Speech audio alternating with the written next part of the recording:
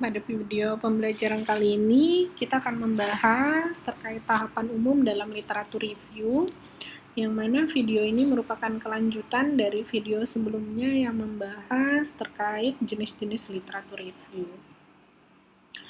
Adapun yang saya jelaskan adalah tahapan umum dalam melakukan literatur review, baik itu jenis traditional review, integrative review, maupun systematic literatur review.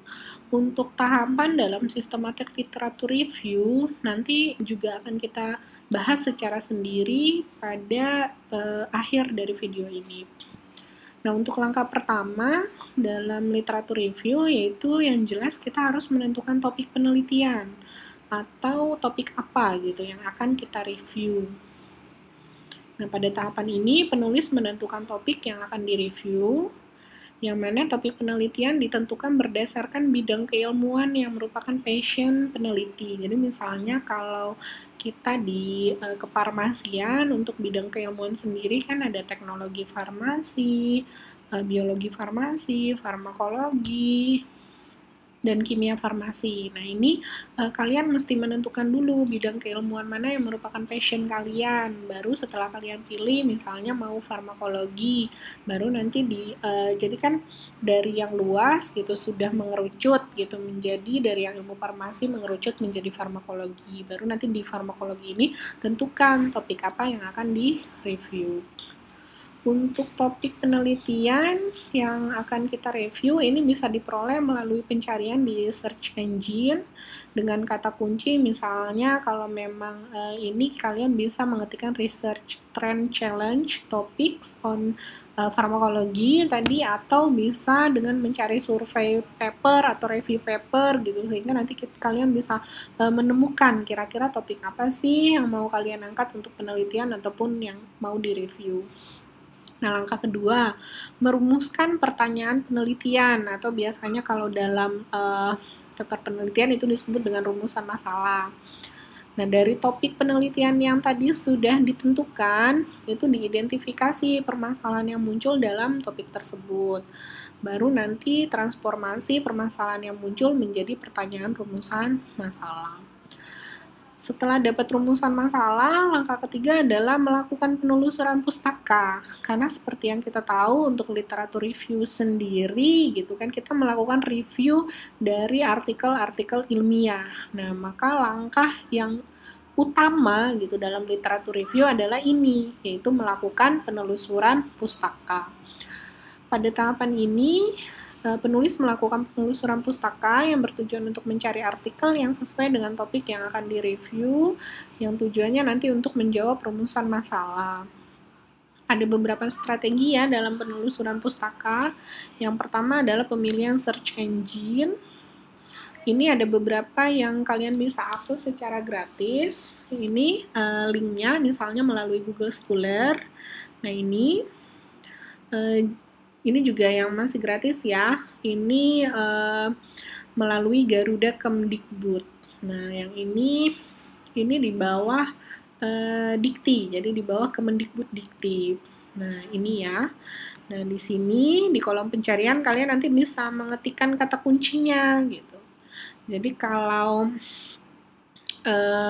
sudah ketemu gitu kan pertanyaan penelitian, nanti kita bisa dapat kata kuncinya apa gitu untuk menjawab pertanyaan penelitian tersebut, baru nanti dimasukkan kata kunci tersebut dalam kolom pencarian pada search engine yang sudah dipilih. Nah, atau ini yang berbayar ya, biasanya ini kebanyakan artikel-artikel internasional. Kalau yang tadi itu bisa kita temukan artikel-artikel Indonesia. Nah, misalnya ini yang berbayar tadi misalnya dari Science Direct, kemudian ada Link Springer. Nah, ini. Nah, di sini kolom pencariannya kalian ketikkan kata kunci, kemudian klik yang search. Oke. Kemudian masih yang berbayar ada DOAJ. Nah, ini. Nah, kemudian ada tadi ya, ada Link Springer, ada EBSCOhost. Oke. Selanjutnya, setelah sudah menentukan search engine atau mesin pencarian yang akan kalian gunakan, kemudian langkah selanjutnya adalah melakukan pencariannya ya. Jadi untuk melakukan pencarian, kalian mesti memilih kata kunci yang dapat mewakili topik yang akan direview. Nah, jadi kalian bisa memakai 2-3 kata kunci. Misal, jika kalian ingin melakukan pencarian literatur tentang analisis efektivitas biaya pada terapi DM, jadi kalian tujuannya mau mereview gitu terkait analisis efektivitas biaya pada terapi DM. Nah, maka untuk kata kuncinya kalian bisa menggunakan kata kunci pertama, misalnya analisis efektivitas biaya. Kata kunci kedua kalian bisa pakai cost effectiveness analysis, dan kata kunci ketiga bisa pakai terapi diabetes mellitus. Selanjutnya, setelah sudah menentukan kata kunci, nanti pada saat mengisikan di kolom pencarian mesin pencarian tadi, selain mengetikkan kata kunci, kalian bisa menggunakan strategi pencarian boolean.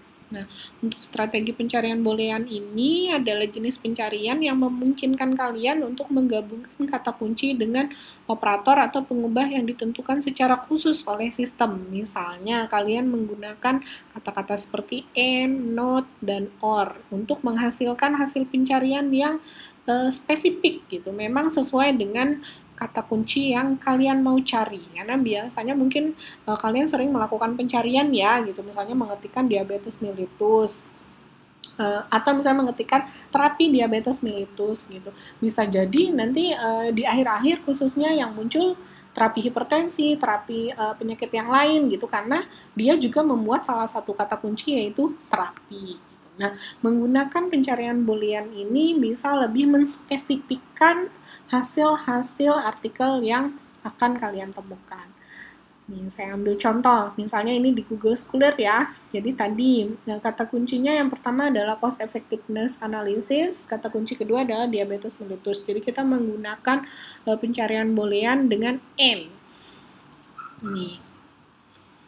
Yang mana operator N ini bisa kita gunakan di antara dua kata untuk mempersempit hasil penelusuran menjadi hanya artikel yang memiliki dua kata tersebut. Nah, jadi nanti hasil artikel yang ditemukan oleh Google Scholar itu artikelnya pasti memuat kata cost effectiveness analysis dan kata diabetes mellitus. Nah, seperti yang kalian lihat di layar ya, tuh misalnya artikel yang pertama, screening for type 2 diabetes mellitus, cost effectiveness analysis. Jadi memuat kata DM dan juga kata cost effectiveness analysis. Jadi kalau kalian perhatikan di layar, tidak ada artikel yang tidak memuat dua kata tersebut. Nah, itu manfaat dari pencarian boolean menggunakan N. Jadi artikel yang hanya memiliki satu kata itu tidak disertakan.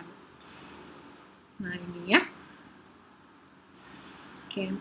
Kemudian contoh yang kedua, kita menggunakan kata sistem OR, yang mana operator OR ini bisa digunakan di antara dua kata untuk mempersempit hasil penelusuran menjadi hanya artikel yang menyertakan salah satu kata di dalamnya. Nah, jadi nanti artikel yang muncul adalah artikel yang bisa saja memuat kata cost effectiveness analysis atau memuat kata diabetes mellitus. Nah, ini jadi memuat kata kunci 1 atau kata kunci 2 sendiri-sendiri.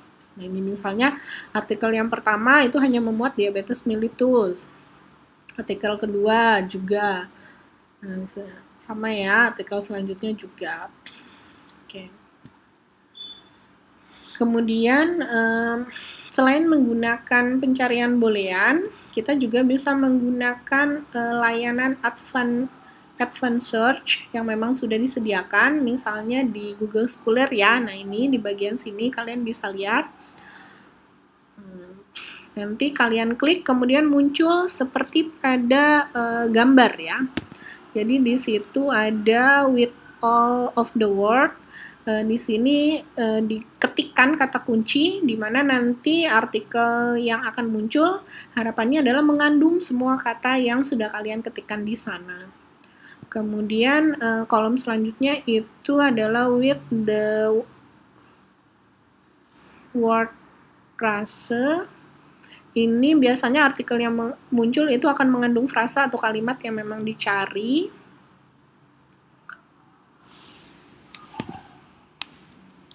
Selanjutnya itu with at least one of the words. Jadi kalian bisa mengetikkan kata gitu, dimana nanti kalau kalian ketikkan kata di situ yang muncul adalah artikel yang mengandung setidaknya satu kata yang dicari.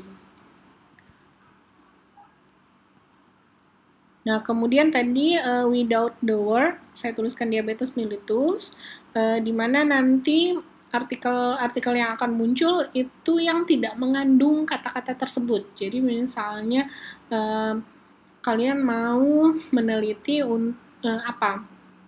tentang obat-obatan diabetes, tapi nggak mau obat-obatan yang mekanisme kerjanya berbeda seperti metformin gitu. Jadi misalnya maunya cuma sulfonylurea. Jadi ketikan di bagian without the word itu metformin, sehingga nanti dari artikel yang sudah kalian temukan tidak ada gitu yang memuat terkait metformin tadi. Nah, kemudian ini where my word di occur. Jadi ini menentukan di mana kata atau frase yang dicari tercantum, apakah di seluruh bagian artikel atau hanya di judul artikel. Nah, kemudian selanjutnya ada kolom return artikel author. Jadi ini mencari artikel dari penulis atau author yang memang diinginkan. Jadi kalau memang kalian sudah tahu nih penulis ini memang biasanya khusus meneliti di bidang atau topik yang memang kalian inginkan gitu. Jadi kalian bisa menuliskan nama autornya di situ, sehingga nanti artikel-artikel yang muncul hanya dari penulis tersebut. Kemudian kalau yang ini jurnalnya ya. Jadi misalnya kalian hanya ingin dari jurnal yang terkenal gitu. Jadi tuliskan maunya jurnal apa. Nah, kemudian yang ini periode tahun. Jadi kalau mau 10 tahun terakhir tinggal dituliskan dari 2013 sampai 2023. Oke, itu tadi adalah advanced search. Selanjutnya, setelah kalian sudah melakukan pencarian, maka langkahnya memilih artikel yang sesuai dan bisa dipercaya. Untuk memilih artikel yang sesuai dan bisa dipercaya, kalian perlu cek kelengkapan artikelnya.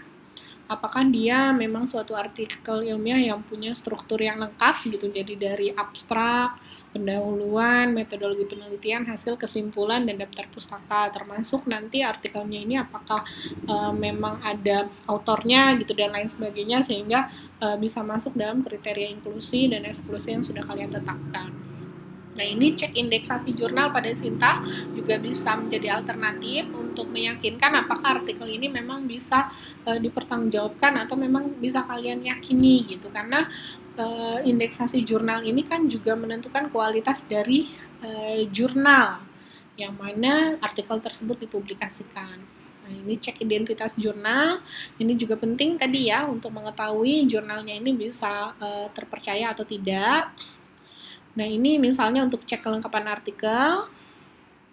Nah, ini nanti kalau kalian nyari nama jurnal, volume, nomor, dan tahun terbit ya, bagian atas. Contohnya ini tahun 2021. Nah, kemudian ini DOI. Nah, nomor DOI dari artikel jurnal. Ini ISSN atau ISBN si jurnal.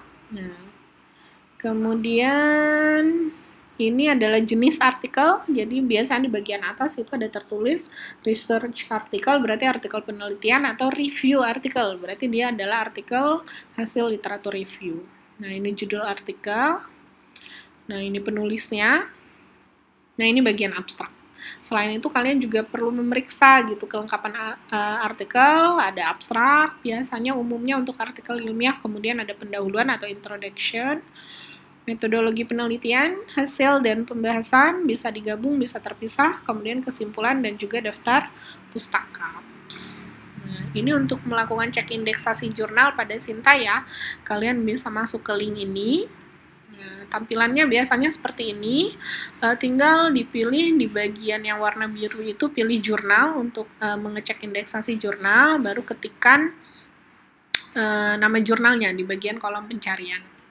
Nah, nanti hasilnya seperti ini. Misalnya saya ketikkan Pharmascience, saya temukan jurnal Pharmascience. Nah, ini nama jurnalnya ya, Pharmascience. Kemudian itu ada websitenya.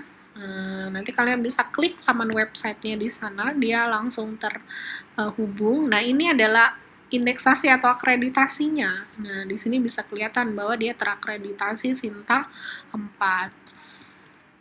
Oke, nah ini kalau kalian melihat identitas jurnal dari covernya, ini adalah nama jurnal. Nah, kemudian ini nomor ISSN-nya. Ini adalah organisasi penerbit, dan yang ini adalah volume dan nomor dari terbitan jurnal tersebut. Langkah selanjutnya adalah melakukan screening artikel penelitian yang relevan dengan topik yang akan direview, yang mana pada tahapan ini dilakukan pengumpulan dan penyaringan artikel yang relevan dengan topik yang akan direview. Pemilihan artikel bisa dengan memperhatikan kriteria inklusi dan eksklusi yang sebelumnya sudah ditentukan, khususnya ini harus ada pada tahapan sistematik literatur review. Nanti kita bahas setelah ini. Langkah kelima, setelah sudah didapat artikel yang sesuai atau relevan, itu selanjutnya adalah dibaca dan dibuat ringkasan. Oke. Langkah keenam, dilakukan sintesis atau analisis data, yang mana tahap ini biasanya hanya dilakukan pada systematic literature review. Sedangkan pada traditional review ataupun integrative review biasanya selesai dengan melakukan penyusunan ringkasan dari penelitian tersebut, kemudian dilakukan pembahasan dari artikel-artikel tersebut. Nah, selanjutnya menyajikan hasil, yang mana pada tahapan ini penulis menyajikan hasil untuk dapat menjawab rumusan masalah yang sebelumnya ditetapkan. Ini pada langkah ke-6, analisa data atau bukti sintesis biasanya untuk menjawab rumusan pertanyaan ya pada systematic literature review tadi. Nah, untuk penyajian hasil dari yang sudah di resum gitu atau dianalisis atau disintesis itu dituliskan dalam sebuah report atau paper yang biasanya disebut artikel review. Oke, ini tahapan systematic literature review yang saya jelaskan tadi. Untuk metode penelitian atau pendekatan penelitiannya lebih tersistematis ya. Nah, bisa kalian lihat, jadi ada 8. Mulai dari mengidentifikasi pertanyaan penelitian, kemudian mengembangkan protokol penelitian, menetapkan digital library sebagai wilayah pencarian, tadi menentukan search engine-nya yang di mana, kemudian tadi sama melakukan screening hasil penelitian yang relevan, memilih hasil penelitian yang berkualitas, selanjutnya diekstraksi data dari hasil studi individual, dan kemudian melakukan sintesis tadi. Untuk teknik sintesis biasanya bisa menggunakan meta-analisis atau meta-sintesis. Baru terakhir adalah penyajian hasil. Nah, secara umum biasanya tahapan systematic literature review ini ada 4. Yang pertama adalah melakukan desain, kemudian conduct, analisis, dan yang terakhir adalah structuring and writing review. Oke, ini tahapannya atau fasenya ada 4 tadi. Yang pertama adalah desain, yang mana pada tahapan desain ini kalian melakukan penyusunan metode penelitian atau protokol penelitian dalam systematic literature review. Biasanya pada tahapan ini dirumuskan pertanyaan penelitian atau research question atau rumusan masalah. Nah, biasanya digunakan untuk menuntun proses pencarian dan ekstraksi dari literatur. Nah, analisis dan sintesis data sebagai hasil dari systematic literature review adalah jawaban dari research question yang akan kita tentukan. Research question yang baik adalah yang bermanfaat, terukur, yang arahnya ke pemahaman terhadap perkembangan ilmu pengetahuan dari suatu topik penelitian.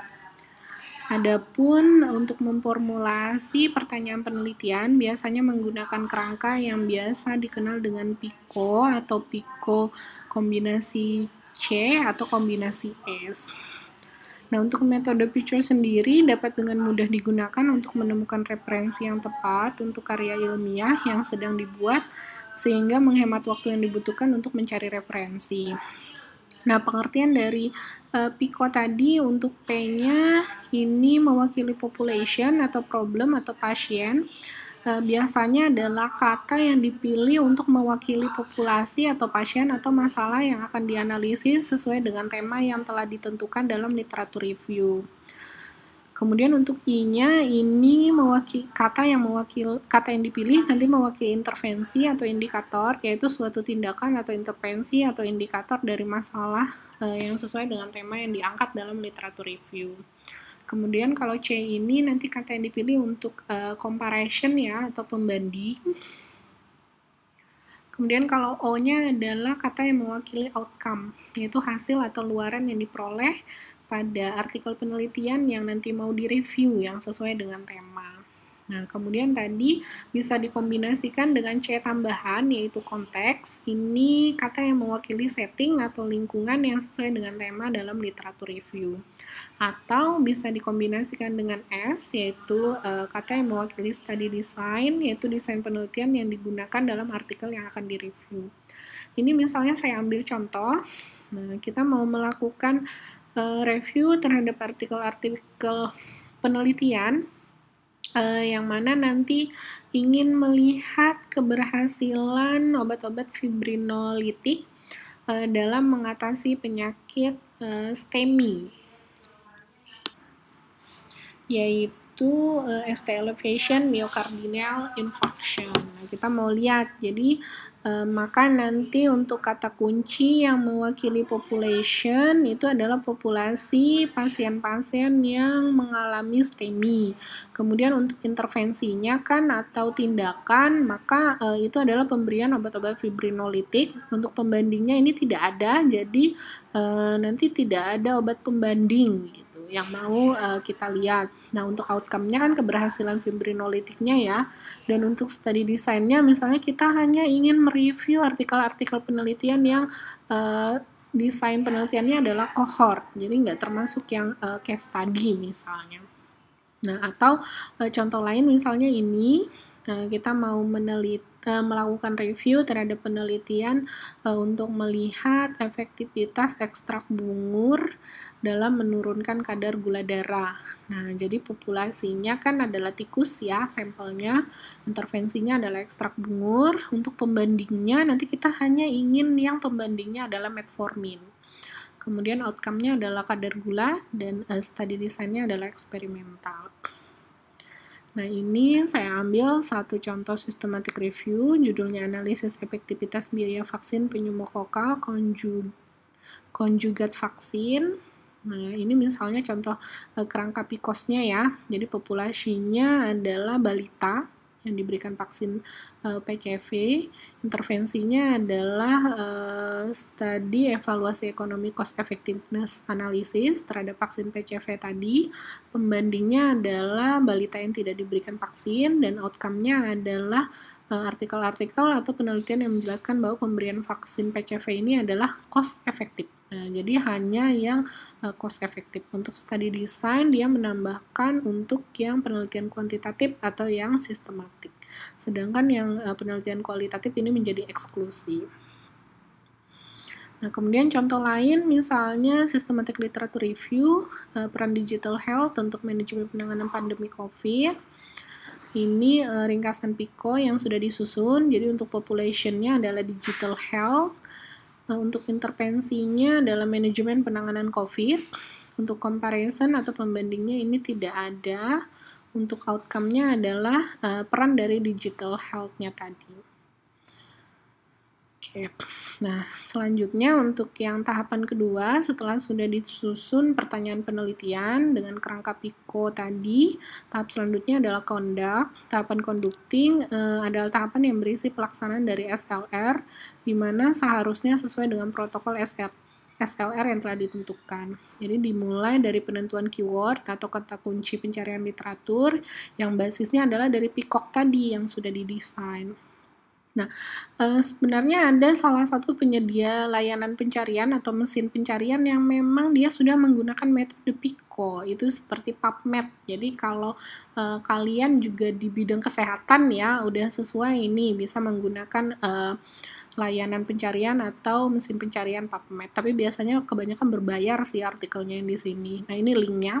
Nah, ini tampilannya ya. Nah, jadi tinggal mengisikan tadi sesuai dengan kata-kata yang sudah disusun tadi. Misalnya tadi pasien atau problemnya apa, intervensinya apa, comparationnya apa, outcome-nya apa. Tinggal klik search atau submit di sana. Sehingga nanti akan keluar artikel-artikel yang sesuai dengan kerangka atau kriteria Peacock tadi. Oke. Kemudian langkah berikutnya adalah penentuan sumber atau digital library dari pencarian literatur. Setelah semua literatur didapatkan, langkah berikutnya adalah memilih literatur yang sesuai atau yang layak. Nah, jadi dari pencarian literatur kan kalian udah ketemu nih banyak literatur bermacam-macam. Nah, ini kita lihat yang sesuai yang mana. Untuk menentukan kesesuaian atau kelayakan artikel dalam systematic literature review biasanya menggunakan Prisma Flow Diagram. Nah, ini ya, Prisma Flow Diagram biasanya dimulai dengan identification, di mana di identification ini dituliskan biasanya artikel yang teridentifikasi, maksudnya berapa jumlahnya, termasuk database-nya, tadi misalnya dari Google Scholar jumlahnya berapa gitu, misalnya tadi dari PubMed jumlahnya berapa artikel, dari ScienceDirect jumlahnya berapa artikel, itu dituliskan di identification. Kemudian selanjutnya dikerucutkan dalam tahapan screening. Nah, di screening ini nanti dituliskan, dikerucutkan lagi gitu, artikel-artikel yang udah didapat disesuaikan dengan kriteria inklusi dan kriteria eksklusi. Nanti misalnya dari inklusinya tadi kan misalnya study design-nya maunya penelitian kuantitatif saja. Nah, itu dituliskan jumlah yang sesuai dengan kriteria inklusi itu sisa berapa.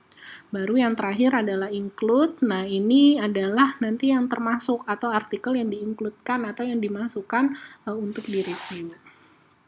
Nah, langkah terakhir setelah mendapatkan literatur yang kita inginkan adalah melakukan ekstraksi data, kemudian melakukan sintesis berbagai hal yang kita temukan dari literatur yang sudah kita pilih. Nah, ini contoh Prisma Flow Diagram ya. Nah, misalnya dia mengidentifikasi artikel dari database PubMed, ScienceDirect, dan ProQuest, itu ada 427. Kemudian ternyata ada duplikasi gitu, jadi kalau di PubMed ada, di ScienceDirect juga ada gitu, misalnya sisanya sehingga sisanya nanti hanya 261. Kemudian, nah ini di screening jadi dia kriteria inklusi eksklusinya disesuaikan gitu. Dari pertama dia mengidentifikasi judul, kemudian mengidentifikasi abstraknya gitu kan. Dari abstrak kan udah bisa kelihatan dari kriteria inklusi dan eksklusi yang sudah ditentukan tadi, misalnya kayak desain penelitian kan bisa ketahuan di abstrak. Nah, sehingga tambah sedikit mengerucut gitu sampai terakhir assessment atau penilaian dilakukan berdasarkan apakah dia tersedia dalam full text atau enggak. Karena kan kalau berbayar juga sulit ya, biasanya enggak full text. Baru terakhir, sehingga yang di-include atau dimasukkan untuk review hanya 7 artikel. Nah, ini yang lain lagi jenisnya, tapi kurang lebih sama. Di awal ada identification, jadi mengidentifikasi dari berbagai database atau mesin pencarian itu berapa jumlah artikel, kemudian dilakukan screening. Di sini dia dibagi dua, triage dan eligibility. Nah, ini intinya disesuaikan dengan kriteria inklusi dan eksklusinya, baru yang terakhir nanti artikel yang terpilih. Nah, ini dari 624, dia mengambil 50 artikel untuk direview. Tahapan ketiga, melakukan analisis, yang mana tujuan utama dari sintesis data adalah untuk menganalisis dan mengevaluasi berbagai hasil penelitian dari berbagai literatur, serta untuk memilih metode yang paling tepat untuk mengintegrasikan penjelasan dan interpretasi dari berbagai temuan tersebut. Sintesis yang kita lakukan bisa berbentuk naratif, atau kalau systematic literature review biasanya bisa pendekatan kuantitatif ya, menggunakan meta-analisis ataupun meta-sintesis. Nah, ini tahap terakhir, yaitu melakukan structuring dan writing review. Jadi penulis menyajikan hasil untuk dapat menjawab perumusan masalah yang sebelumnya ditetapkan. Penyajian hasil ditulis dalam sebuah report atau paper yang biasanya kita sebut dengan artikel review. Nah, ini coba kita lihat hierarki untuk systematic review. Nah, untuk narrative review, dia di bawah ya, sejajar dengan case report atau studi kasus. Sedangkan untuk yang meta-analisis khususnya, jadi systematic review yang menggunakan analisis pendekatan kuantitatif dengan meta-analisis, ini dia memiliki hierarki yang paling tinggi untuk bukti penelitian gitu, untuk hasil penelitian, jadi bisa dipercaya. Baik, mungkin sekian ya materi terkait tahapan review, semoga bermanfaat. Terima kasih atas perhatiannya.